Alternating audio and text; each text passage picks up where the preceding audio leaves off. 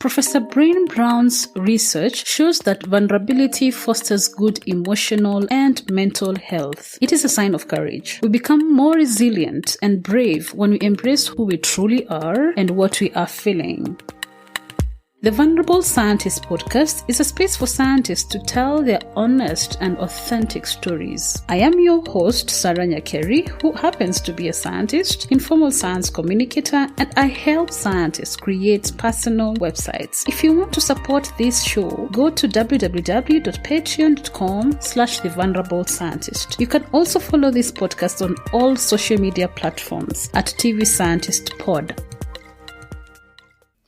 We were talking about you being in a research setting and how some people were quitting, and in comparison to international students who are not quitting necessarily because you're thinking, how can I go back to home?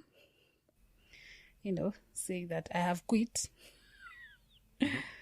It would be a walk of shame. So you persevere. Yeah, you persevere. Yes. Okay, so you can even imagine your villagers contributing to your airfare. Yeah. And, what are you gonna tell them? So did you have those thoughts? Of course, yeah. I think it happens to everyone. At some point, you feel like it's too much.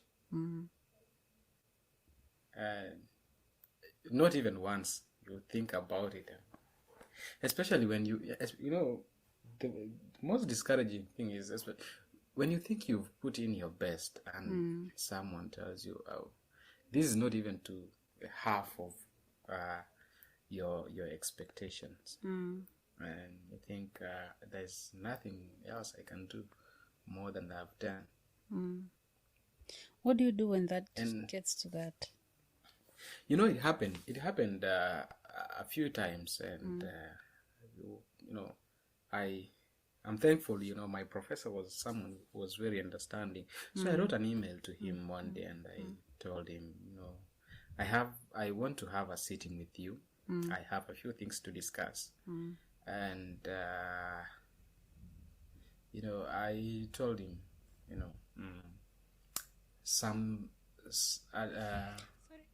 at some point, I feel like... Sorry. It's fine. Bless you.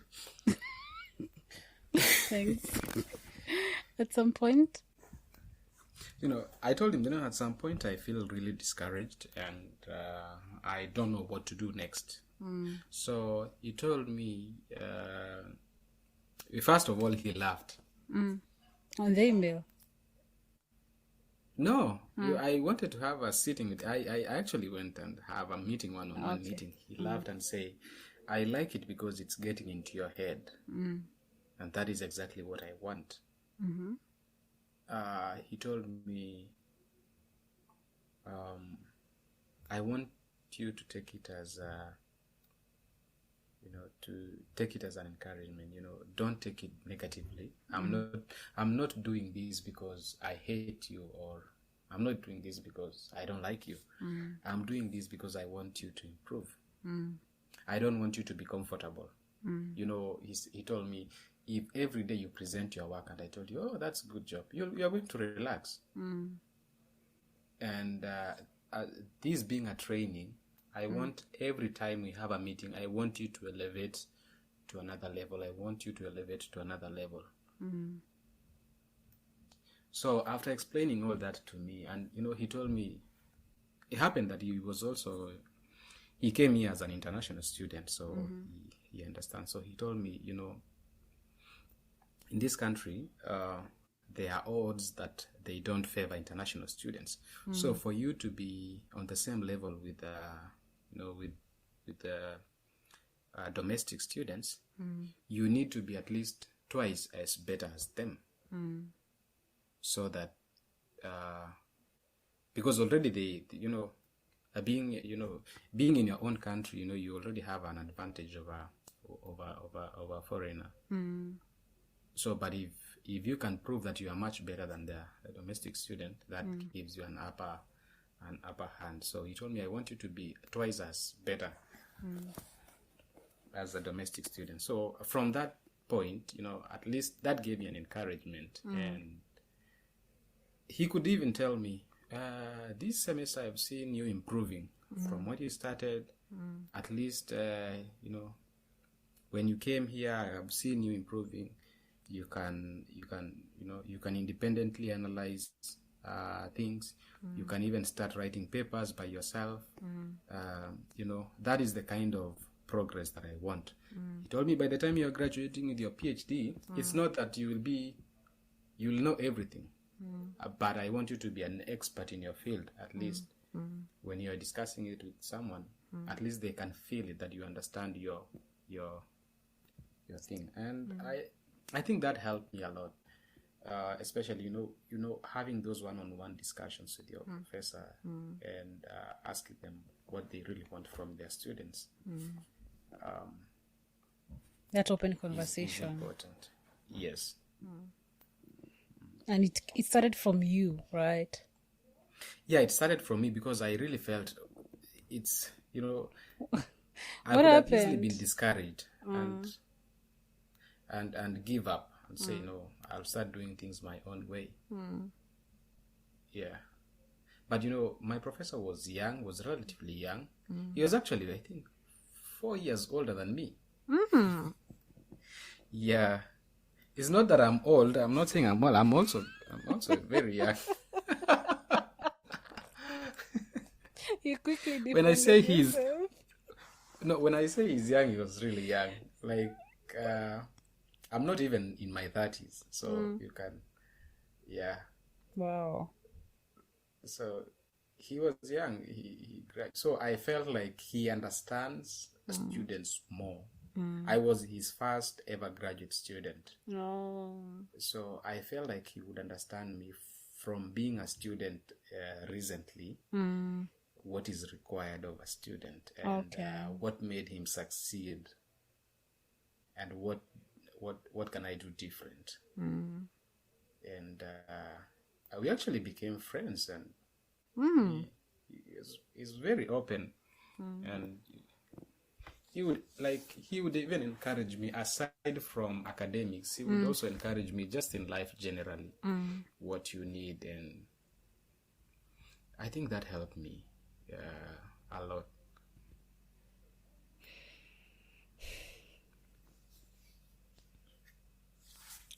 Okay, sawa. So you got your PhD, right? Right. When was this?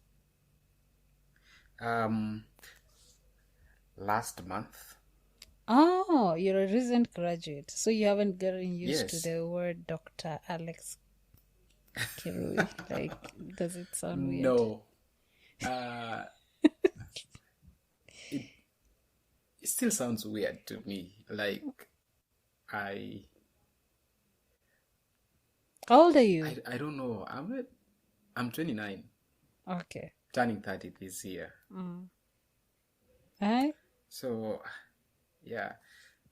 It How feels I've never weird. asked this question, by the way. Yes. Good thing you're open to answering that question already. How is it like transitioning to not be having that doctor thing behind your name, and now you're Dr. Alex Kirui? How is that like? I think it's such a huge thing to have it on your shoulders. Like, it's, of course, it comes. It's nice, when you walk and you're being hooded, and I mean, I think that is the best feeling ever in terms of your education. Literally, whenever you graduate, you always feel good. You feel accomplished. But being called a doctor, personally, I don't think I like being called a doctor. Yeah, I don't know. I feel like it comes with a lot of expectation when you call yourself a doctor. There is, I don't know, it's just, I decided that I'll never put it on, even on my LinkedIn, that I'm Dr. Alex or Alex Kirui PhD. No, I'll just leave it at that, as So I don't. so that, So when I'm producing this podcast, I don't add Dr. Alex. I will add. You can add, but because at least in the podcast, no one will refer me as because on LinkedIn, I actually interact with a lot of people, even the students, and some students actually they ask me about my journey, like they're interested in coming to the US for education. So I usually feel awkward when someone text me, "Hello, Dr. Alex," and I was like, "No, just call me Alex." And it doesn't take my doctorate away. If someone calls me Alex, maybe I'm not used to it. Maybe that's and what I was maybe about because to say. I'm not into academia so much. So maybe if I was in academia, then I would have started accepting the word doctor. Your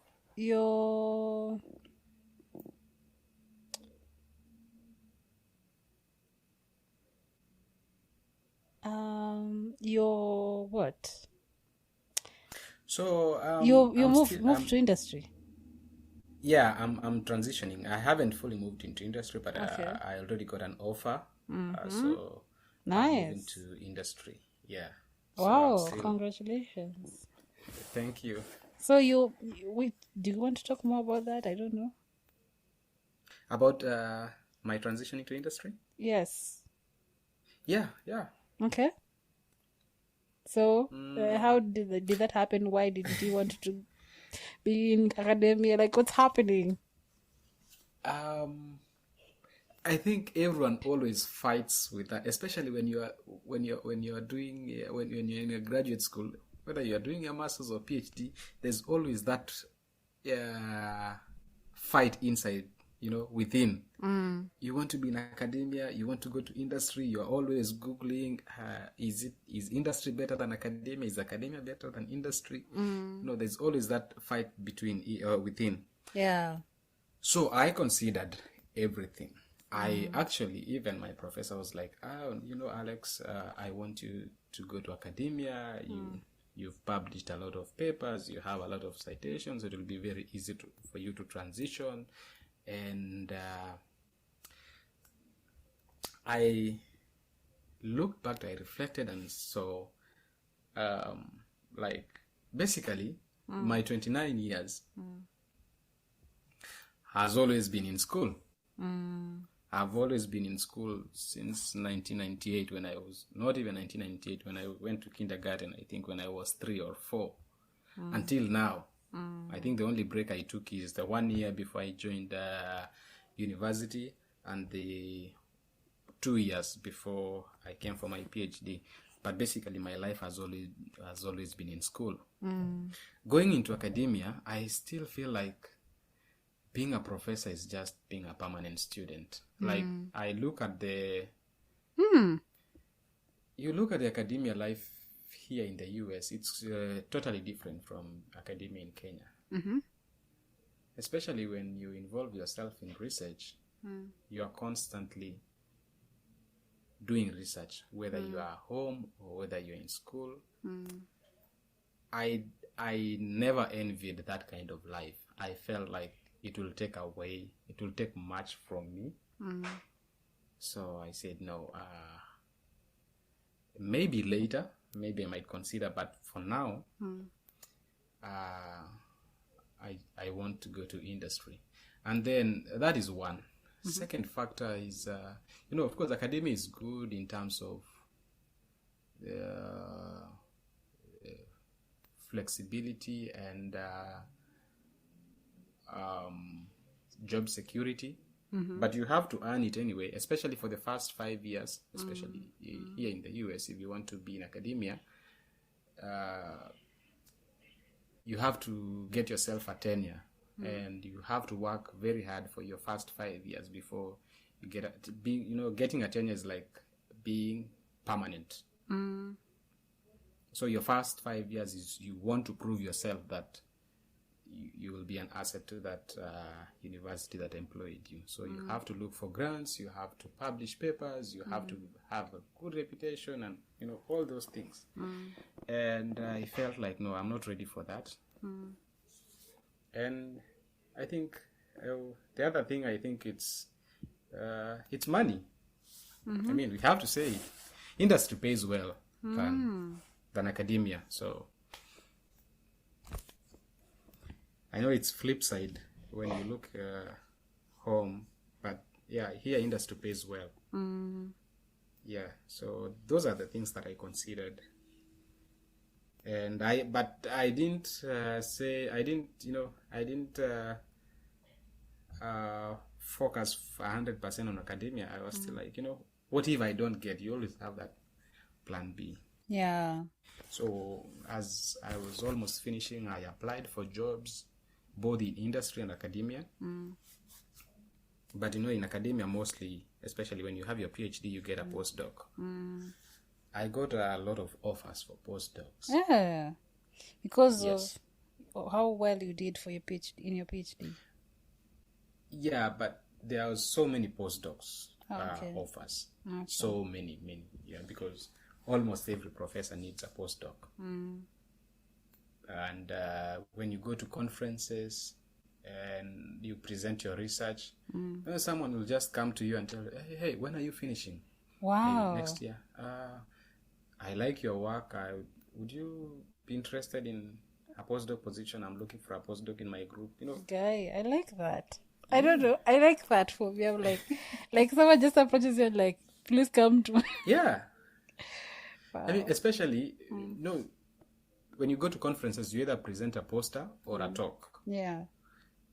When you have a poster, it's not as impactful, as a talk. Well, a poster, you have, deep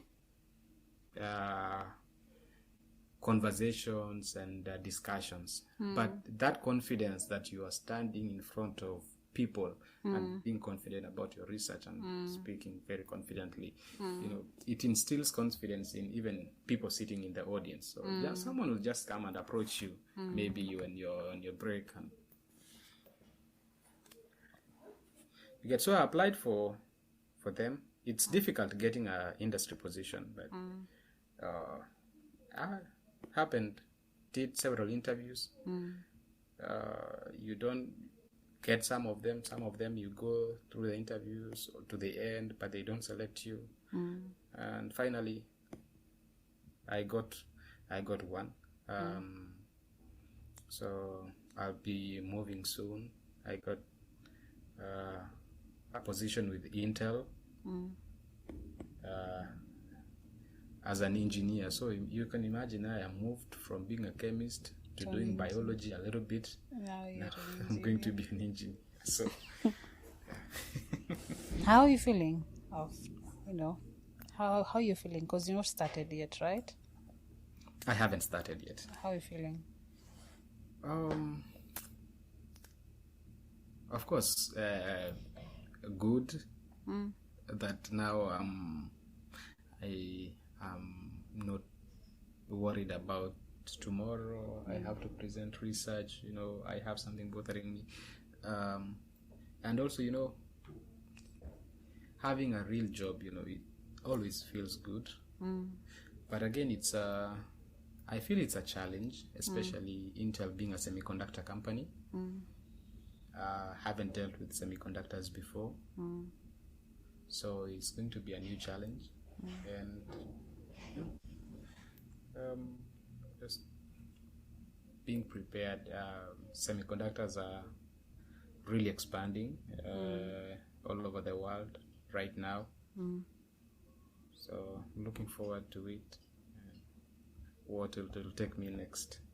Do you ever fear that it will be hard to come back to academic if you have to come back to Definitely. Definitely. Because I don't have a postdoc experience. Yeah. and they value postdoc experience if you want to go back to academia. And the fact that I'll not be actively on research, it will be very hard to come back to academia. Yeah. But you're set to do industry in your mind. Yeah, I'm set to do industry. Okay.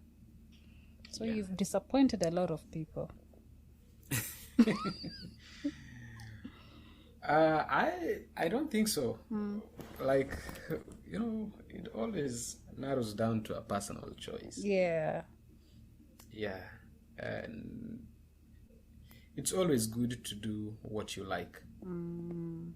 Yeah. Okay. I'm happy for you. Thank you. So, I know at this point you've talked about a lot of, or when you telling your journey to where you are right now. There's a lot of highs and lows that you've mentioned along the way. But I'm sure there must be some that you haven't mentioned. So my question is, are there any lows that you faced that you'd like to talk about them in a public forum that might be closely related to your work in science or not? That has affected your science career in one way or another? Yes. My biggest low, I think, was last year.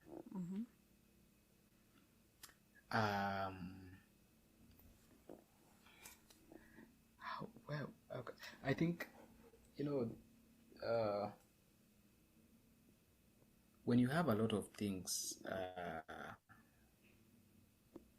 weighing you down, and I think let me say it's a problem with,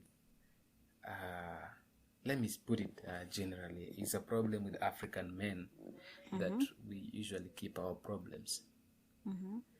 So if you add those things with the academic journey and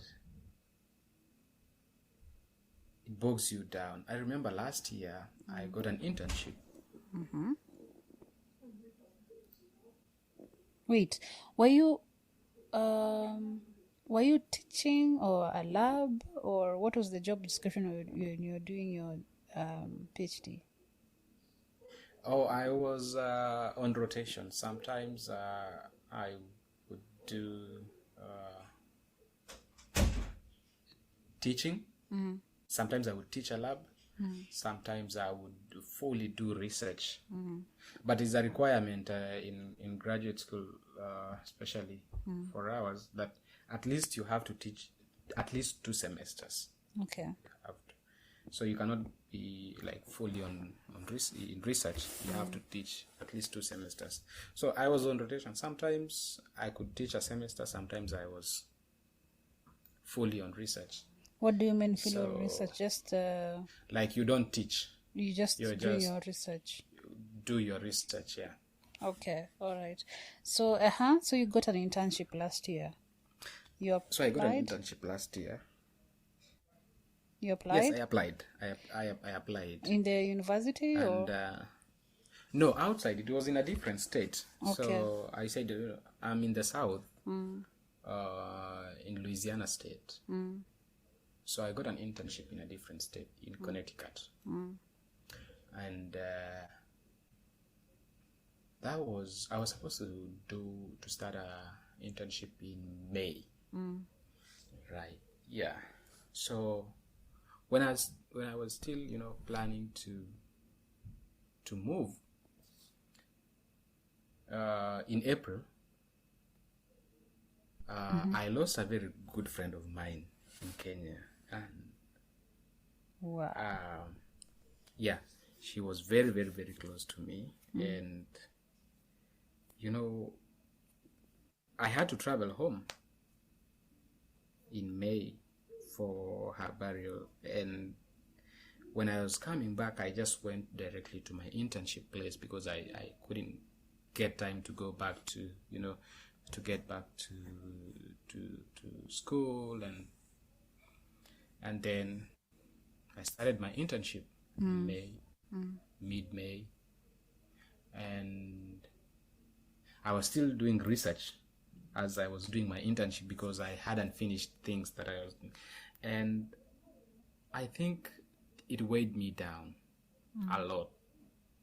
I didn't realize it until, and then I moved to a new state. All my friends now are back in the state that I was. I dealing with these. I'm just by myself. As when I do internship, I just go to the hotel that I was sleeping in and just lock myself, And then I got to a point that I wasn't even talking to people. I didn't know that depression was really hitting me bad. I was still assuming. And to a point that even the hotel people realized, the place that I was staying, the hotel people realized, there's this guy who is staying in this room. Every time we knock, he doesn't open the door because they want to do housekeeping. And in July, I said my internship was in May. There was, I think was in July, they usually have Independence Day. So I think the Independence Day was on Monday. And then the company I was working for, they had a holiday on Friday. So I had a very long weekend. I'm not going to work on Friday, Saturday, Sunday, and Monday. I locked myself those 4 days. The only thing I remember I ordered a pizza, and I ate, and I was in my room. And those people, like, they kept calling me. When you're in the hotel, they have the phone. They kept calling me, "Hey, are you okay?" I'm saying, "Yes, I'm okay." You haven't gone out. You want to do housekeeping? I said, "No, don't come. I'm okay." They kept calling until I disconnected that phone from the socket, so they couldn't call. And it went like that. On Sunday at night, I had someone knocking my door, and I went to people. There's this small hall. I went to see who is knocking at my door at 8 p.m. Went to see. I saw policemen. And I'm like, what have I done wrong? So I retreated back. I said, should I open? Should I not open? But in my head, I was like, I haven't done anything wrong. So let me open. So I open. And they're like, "Hey, Alex?" I said, "Yes." "How are you?" "I'm fine." "Are you okay?" "Yes." "Can we have a talk?" I said, "Yes." So we sat down, we talked, and they were concerned. They said, "Oh, we are concerned about you being in this hotel for 4 days. You're not going out. What are you doing here?"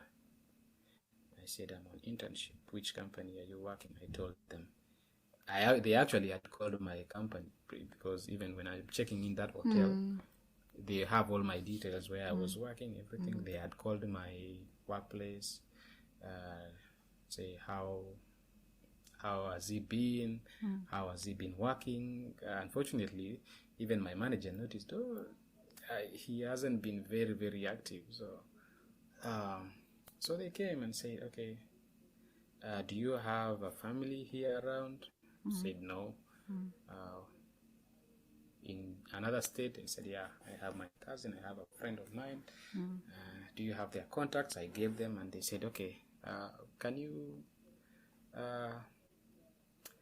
we have a walk downstairs a little bit, and as we talk?" I said, "That's fine, okay." Three policemen, we are walking down. Sorry, wait a minute. What was going through your mind at this point?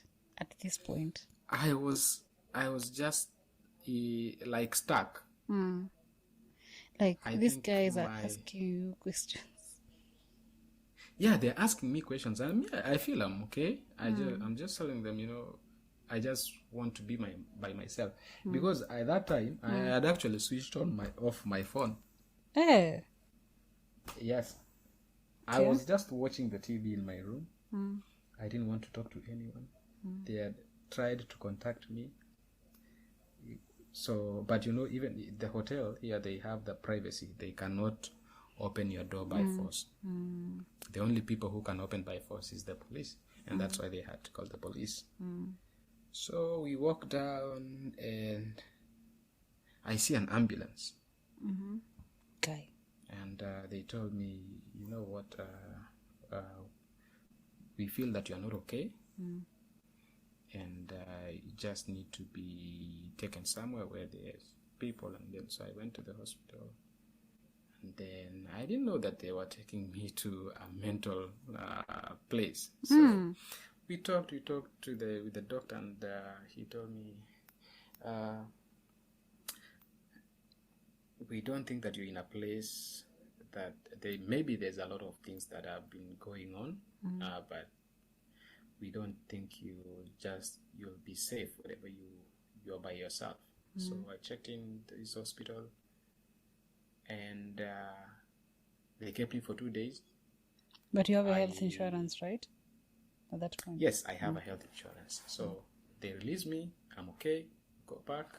Went to work a few days. I asked for an off on Friday. I felt also like I need a rest. I went to visit a friend of mine. We were actually in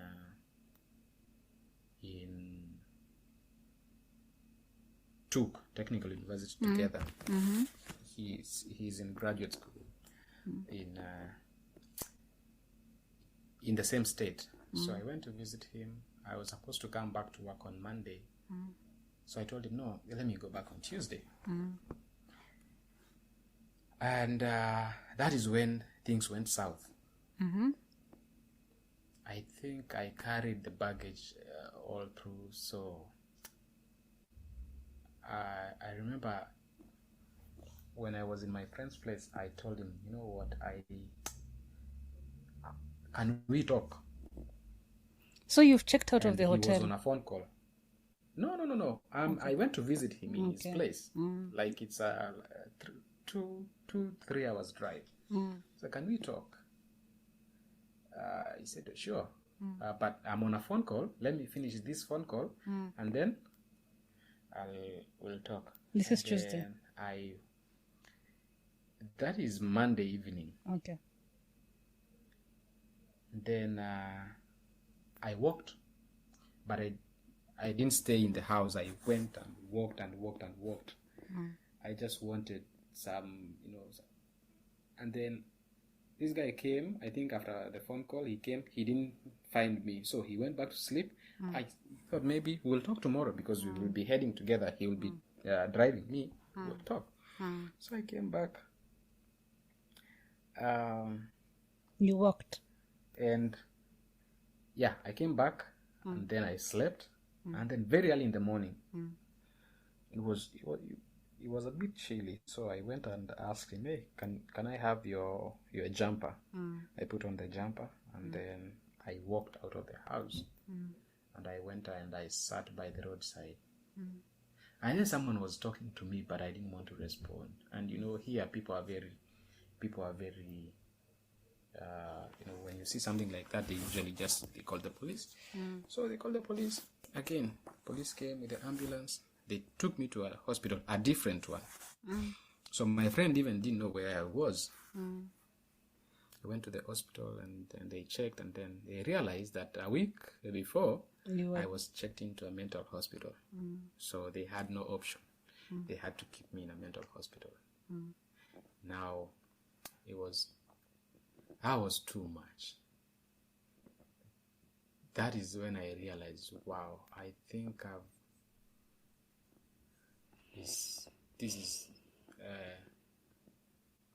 I'm really sinking into serious depression, and I had even to contact my professor. I had to basically tell people around me, but I didn't tell my parents. I don't think they even know until this day.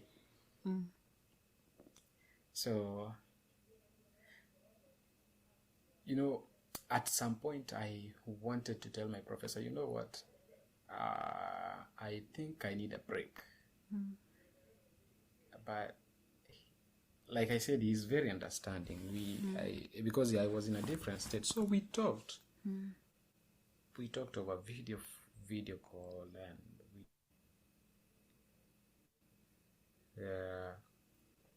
and he told me, that internship is not important. Just come back, and it's better when you are around. Let's see how. If you need a break from, let's just come back and let's talk. And we talked what has been going on, and having my friend who was the one that I told you I went to visit as was really helpful. He was there all the time, with me, checking on me, calling me every day. And right now when I look back at that point, I was like, wow, I was almost losing it all when, and that was last summer, a time like this, when I was like 1 or 2 semesters before I finished, and I was almost losing it all. And because we go through different experiences, but we don't want to share them when they happen. We want to share them, I think, when it's too late.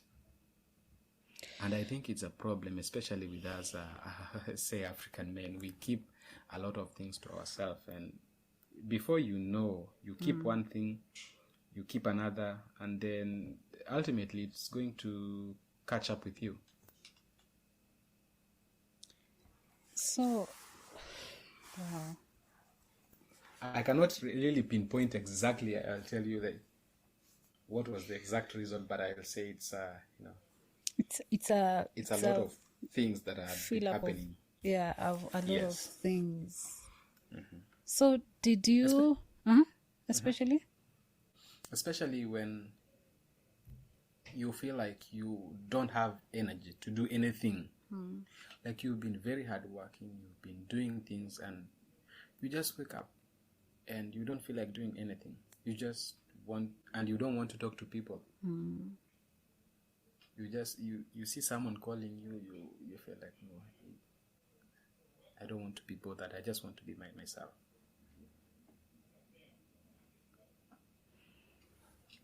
Well, so niko na maswali. So this hospital, what happened? This hotel, what happened? You came for your things after going to the hospital? Yeah, they kept my things because of course they knew. They knew there's someone who is in this room, and the police came and they've been taken to. Yeah, they removed my things and they kept it. So I came back like late after, I don't know, 3 weeks or something. And then I told them, hey, I was in this hotel, and I said, okay, I think we have your records, and just take your things. They were nice. They didn't charge you for the extra days, or like what happened? No, so remember the first time I told you, like, I came back, like I went to the first hospital, and then I came back after a day or two. Yeah. And then because I used to book like for a week or two. And then I think for that time I had booked for a week. And then after it ended, they didn't renew it automatically because they saw that I am not coming, and they knew that this guy is going through some things that, I mean, I'm actually, they might have been happy that I never went back. Because you're afraid. When you see someone going through a lot and then you're afraid, what if something happens to this guy? Yeah. That hotel has to be shut down for a while, and they will be asked why you noticed some strange behavior, you didn't notify the authorities. Wow, So, it's a thing. Like, if someone, for example, I don't know, if something happens to that person, then it's the responsibility of the hotel. They should have yeah, done you know, something. it's oh, they take you know, anything about human life, they Take it seriously. have to take it seriously. So, because something happened to someone in your hotel, so they have to ask, oh, when did this guy come here? You know, what did he say he was doing? When was the last time that you saw him? You know, things like that. But I think they saw the pattern, and I was not allowing those people to come for housekeeping. I was just in my room, just staying, and I think they realized, no, we are doing housekeeping for all the rooms apart from these door. Why? So they didn't know what was happening. Why? Yeah. And also, how did your friend feel after realizing, like, how did he find out kwanza where you are? So he knew the internship, the place that I was, Or you were in and yeah, because you know we were friends back in college and even here. And then I told him, oh, there's this internship. I'm coming, and it's in your state. It's like 2-3 hours drive, so we could even plan like, oh, you know, I'm coming this weekend. But then I fail, I don't go. Or I tell him, oh, let's try that the other weekend. Okay, so how did he know? Or how did he know where you are, like the hospital? Because you were taken to hospital, right? Oh yeah, so when I visited him, I shared, and even remember I told you that when the police came at first, they asked me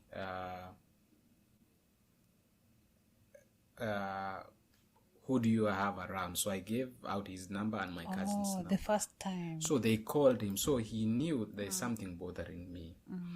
So when I told him at night that I wanted us to talk, and then in the morning I disappeared, he was also concerned. And it happened, you know, when the police came, they took all my documents. And then this guy also called the police because he knew, hey, this guy is not good. So, and especially it was in the morning, he called the police and said, hey, someone who is I'm looking for. I was with him, but I'm really concerned where he is. So they just connected. Oh, there's someone also we found here, and we took him to the hospital. So, do you know his name? Blah blah blah. Yeah. And then the police had to go to the house I was staying. He gave them. They gave him my documents. Okay. Yeah, but I stayed in that hospital, I think, for a week. So my question is, how did he feel that after, you know, that point, like he doesn't, like, what did he say afterwards? Like, I don't know. I'm just imagining myself, in that situation. He like, was very he was very encouraging. You know, he was encouraging me. He was really very, very supportive. You know, this is a friend who have been together in school. He was, I think, a class or two behind me, and I helped him with the process of, you know, when he was applying to school, to review all the requirements. So, you know, it's like, you know, having someone you're looking up to, and then he's, you know, things are not working well for him, but you know, the only thing that you have to be there for him.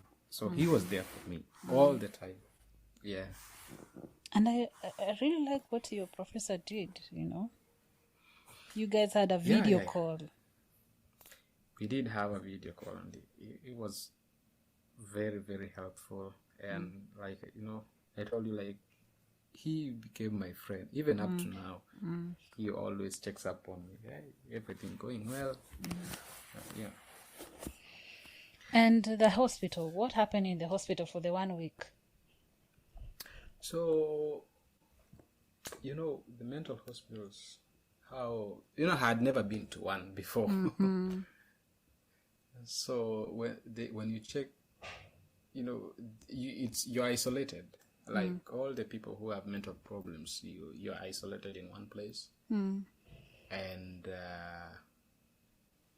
you see a therapist every day, you see a doctor every day, and they walk you through what has been happening. They try to get your history so that they establish a problem.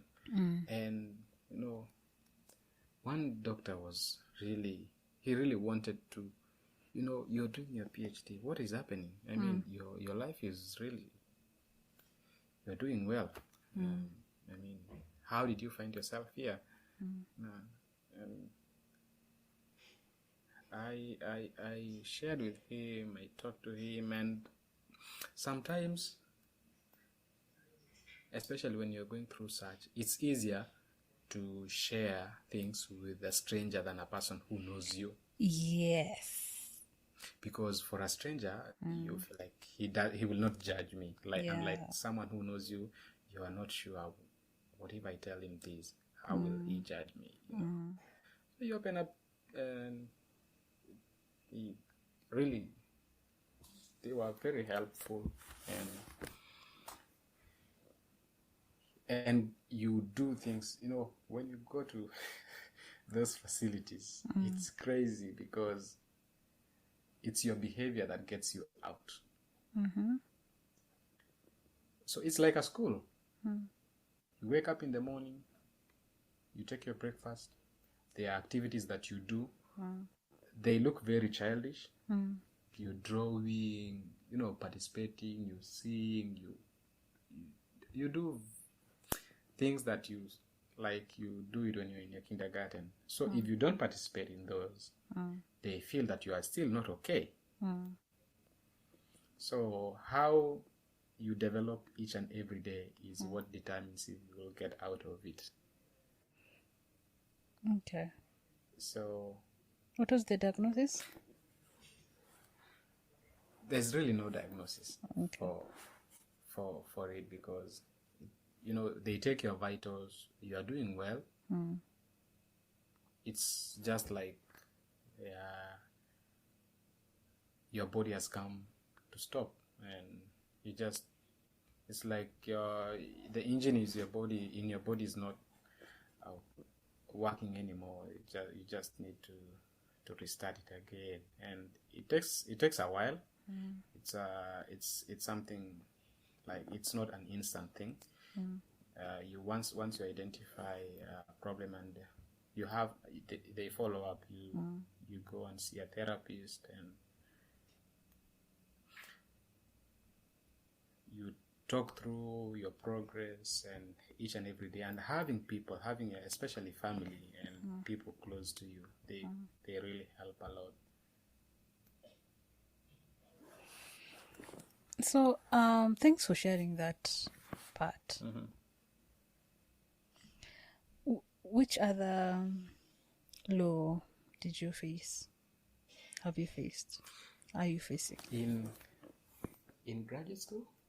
Or generally? Yeah, generally. In whichever way, graduate school or not, I don't know, whichever.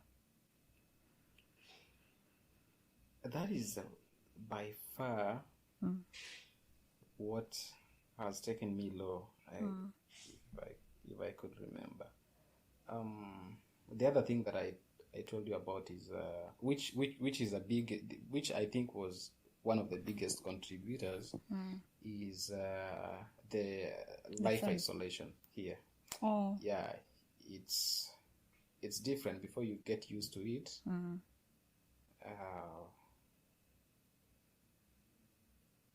It takes a lot of your energy out, especially if you used to be a social person, and then all of a sudden all those doors are shut. You have no way to socialize. Yeah. So this friend that you lost, was it somewhat like was it abrupt? Very. It's You someone guys that I were talk- constantly talking. Yes. It's someone that I talked to like today, and then tomorrow I'm told that she's normal. Yeah. So okay, that's crazy. Yeah, those sudden, like, you don't even know what happened. Yeah, like, those days you hear someone collapsed and just like that. It's not like they were sick. It's not like they were, there is at some point that someone is sick and you kind of expect, Yeah. when you see their health is deteriorating, like, really so much, the shock level is not high. But it's different when you talk to someone who is very healthy today, and then tomorrow you hear that they're gone. Have you come to terms with it now? Yeah. It took a while, but I did. Let's talk about the highs. Oh, so many. So many highs. I think my first high in graduate school is when I got my first paper published. When was that? 2018. It's actually 1 year later. 1 year later. You put in a lot of work and you're like, whoa, where are we heading with all this work? But when you finally see your paper published, and it gives you that feeling, wow, at least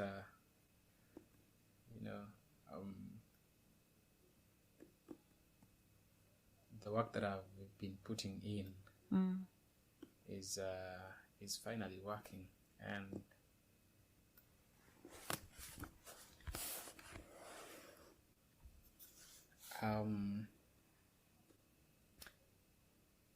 And another biggest high, I would say, of course, apart from graduating, is I got a daughter just before I graduated. So Wow. yes, actually this year. So she's 1 month? 3 months, turning 3 months on Tuesday. Wow. Oh, Tuesday is tomorrow. Tuesday, yeah, 3 months on. By tomorrow she'll be 3 months. So she was born in March and I graduated in May. So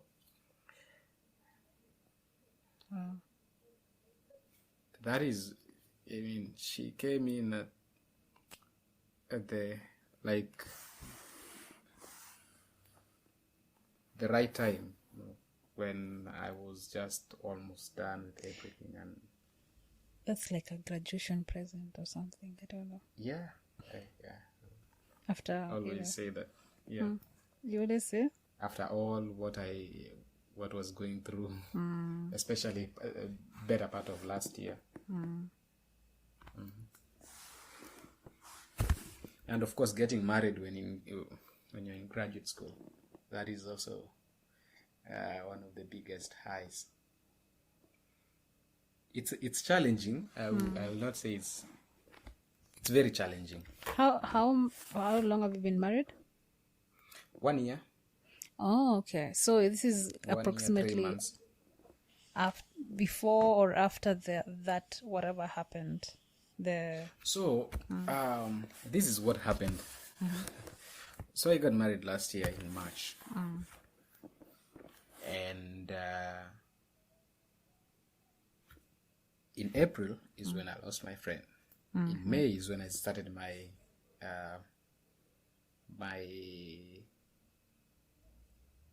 internship. So in July is when all these things happened. So my wife works in the Navy, in the U.S. Navy.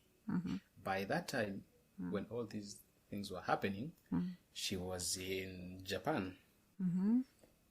I didn't want to tell him what was happening. Oh. to tell her, sorry. So, but my cousin called her, and because sometimes I'm off, and she's wondering. But she was in the sea, so most of the time they don't have internet. So, but my cousin, told her, Alex is going through this and this, and I don't know how we are going to help. So she was worried. She had to she actually traveled. Wow. All the way from Japan to come and visit me while I was in the hospital. And after convincing the doctor that I was okay,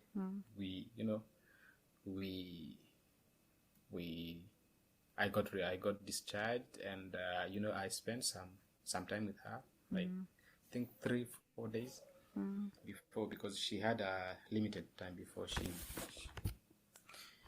she traveled back to Japan for her duties. She must have been worried. Yeah, she was worried, because it's one thing that someone is going through things, and another thing that he's not communicating. Yeah. Because when you go to mental hospital, they take away all your phones. Then you are not allowed to have a phone. So it was during that time that when she visited me, that we conceived the baby. So you can see how impactful. When I said, my daughter is is one of my highs, because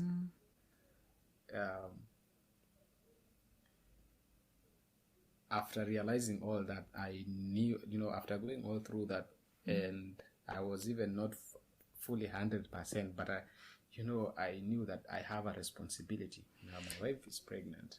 Wait. Another human being. Wait, Yes. when did you? Okay, now this is July, right? You still? Yeah, and towards the end of July now. Yeah. That's when you're off the mental hospital. You're back home. I was off the mental hospital towards I think around 20 something, between 25th and 30th of July. Yeah. So then you're back home, and you're no longer doing the internship. You told those guys that you've quit, like no notification or anything, right? No, I went there and cleared, and I told them. They already knew that something is going on. Something is going on. So what were they doing? It was a pharmaceutical company. Oh, okay. So oops. So you left this is end of July, and you left. You come. The internship was even almost coming to an end. I was supposed to finish it mid August, so it was I terminated it like 2 weeks earlier. Okay, so you went home. You were with your now your loved ones, now your family and the people who are around you, right? Right. Yeah. Then at this point, you are not 100%, right, August? I'm not 100% because I just came out of the hospital. Okay. Then when does she tell you that she's pregnant?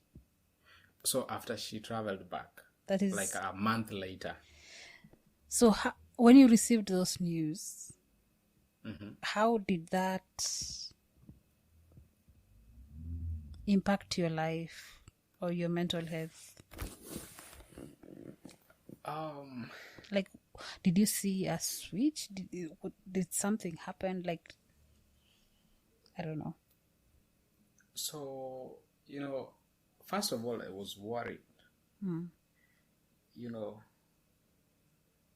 still trying to catch up with school. I'm not 100%. My wife is like thousands of miles away. She's in a different country. I'm trying to figure out how I can be okay and how I can take care of her, and there's a lot of things going on. But then, I always say, God planned things in ways that you don't even imagine. So she tells me that their ship that they are in needs to be repaired, and they've been told they have to come back to the US by I think September or October that year, last year. So at least that was positive, because I knew she's coming back and she's gonna be here for a while. And then I talked to my professor. I told him what was happening, and if he could allow me to write my dissertation and defend in December.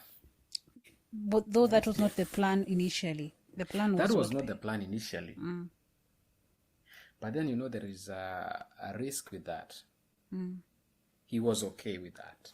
But then, when you are an international student, you have to have a clear plan. If you're defending, you need to have a plan. What next?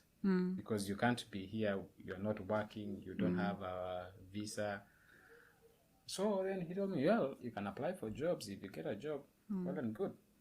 I applied for job. I got a job even like last year. So I defended in December. So by December, my wife was already here, but in a different state.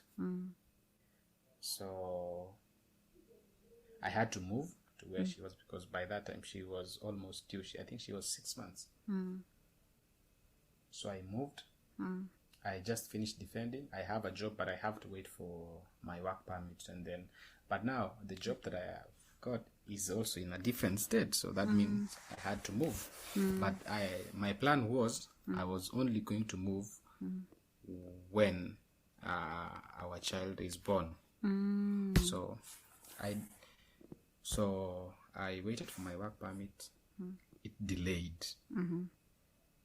It delayed, but then I said, okay, I think it's good because it has delayed, so that at least I can spend time with my wife, especially when she's almost due. So by the time she gives birth, maybe I will stay with her maybe for a month, and then I report to work.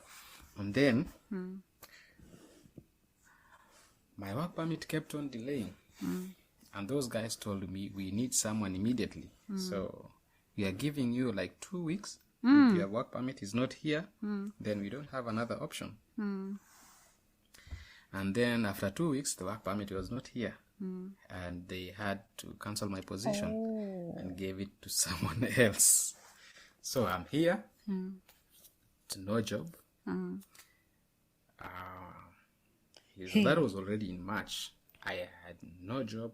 What was going through your mind, man? At that time, like, hey, that's tough. Like, it's not like you're 100%, and now there's a child on the way, and you have this offer, and then it goes, and now you have no job.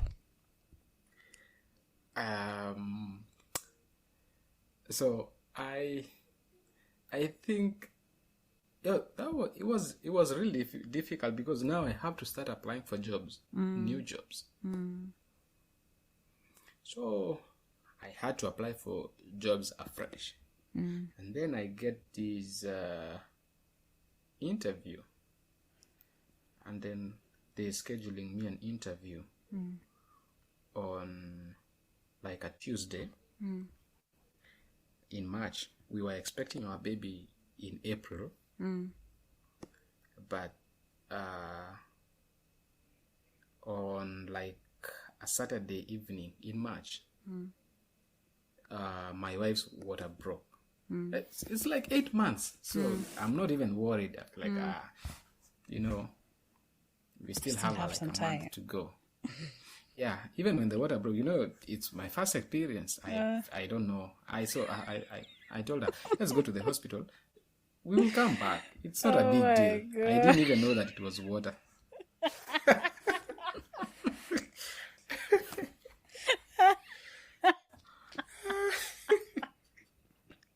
That's funny. You know why I was confident? Oh, you thought it was what? You know why I was so confident?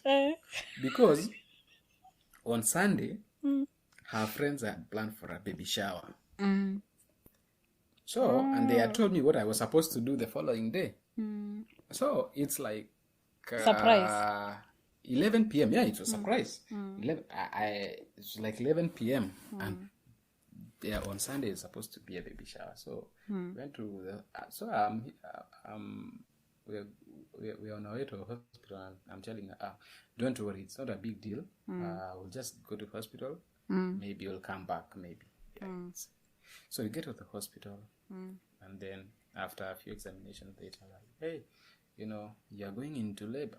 And that is when it hits me, like, we are not going home. That was Sunday evening. Oh no, Saturday night. So I had to call one of our friends. I tell, you know what, your plans are ruined. Ruined. So it's over. I mean, just figure out something else. So we stayed in the hospital Sunday night, Monday night. Remember, I have an interview on Tuesday. Yeah, yes.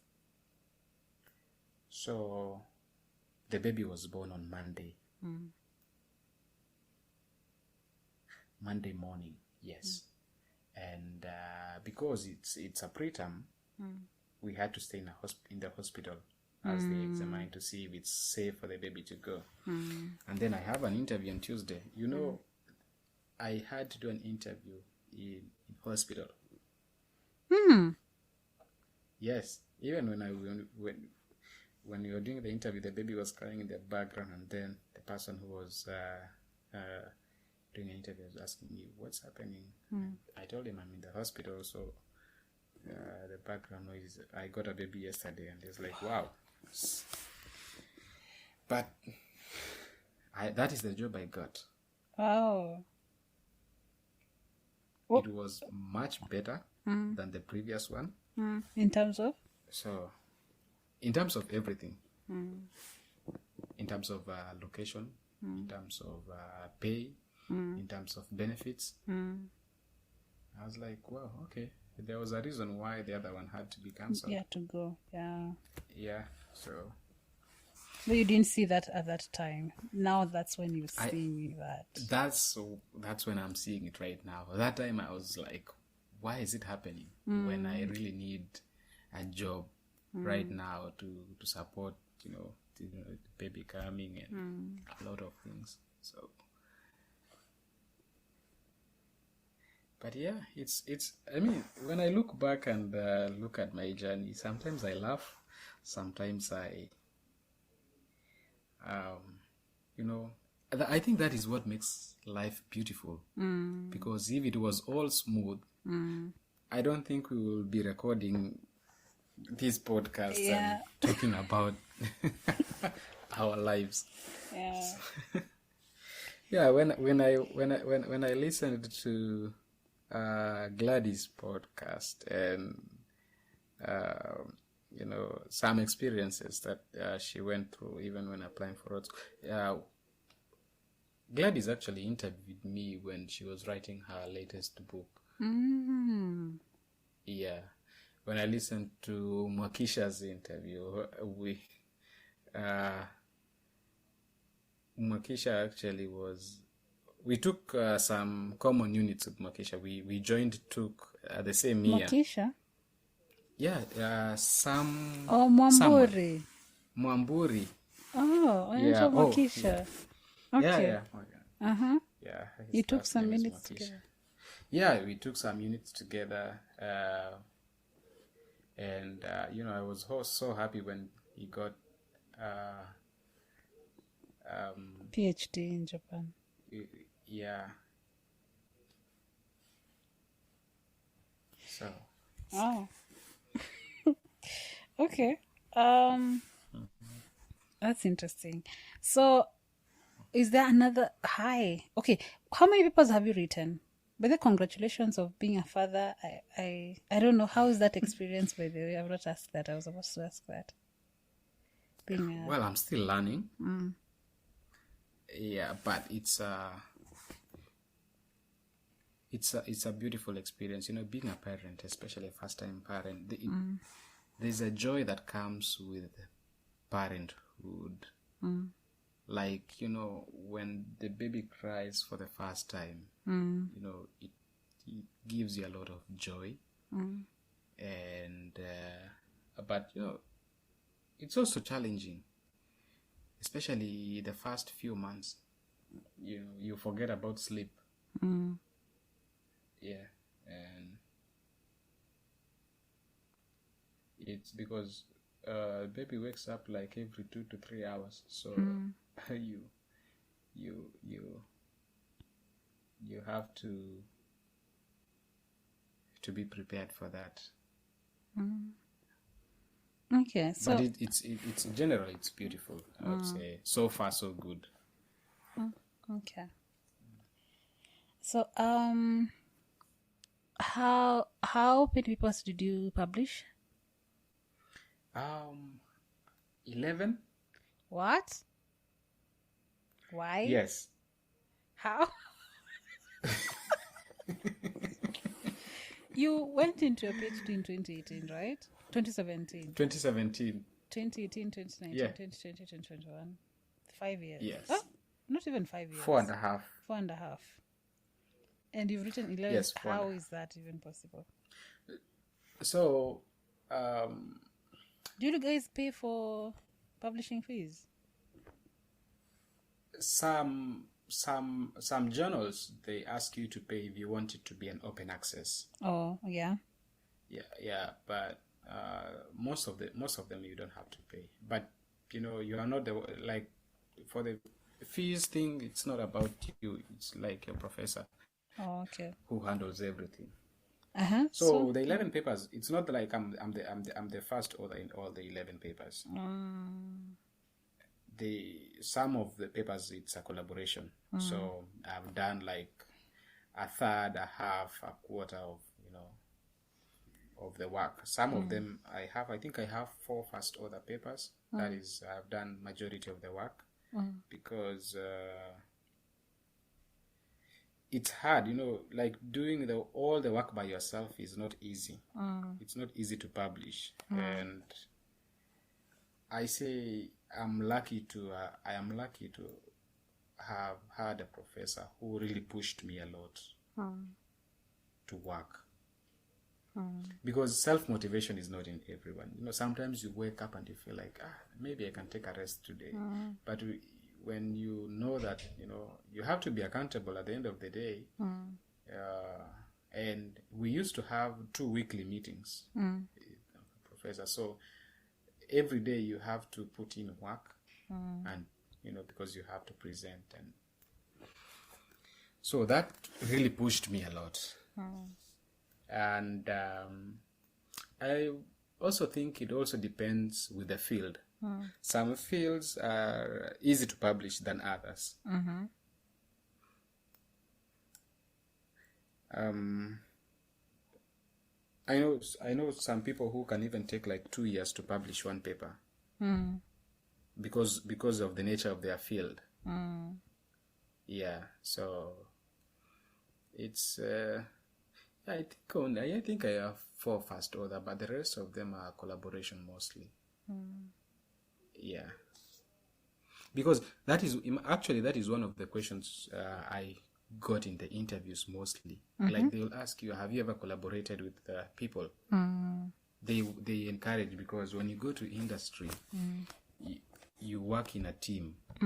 So they want you to prove that you've been in an environment before that you can collaborate. Oh, okay. Yeah. Is there another high?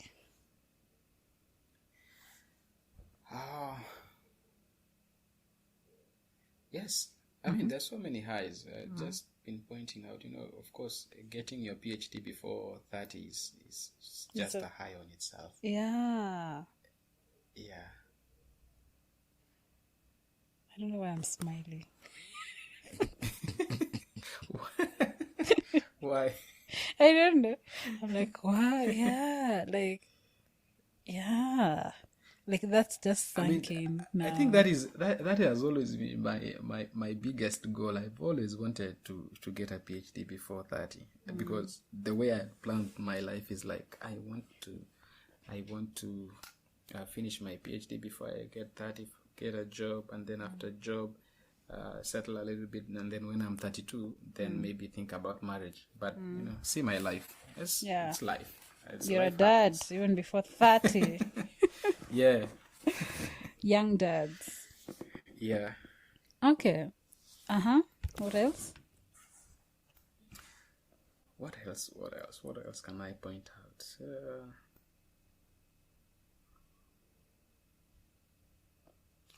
I mean,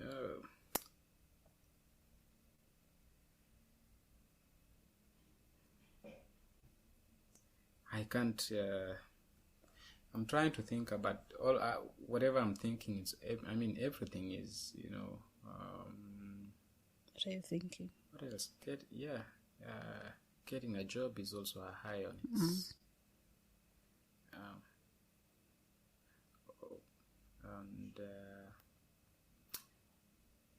And I think the one more thing is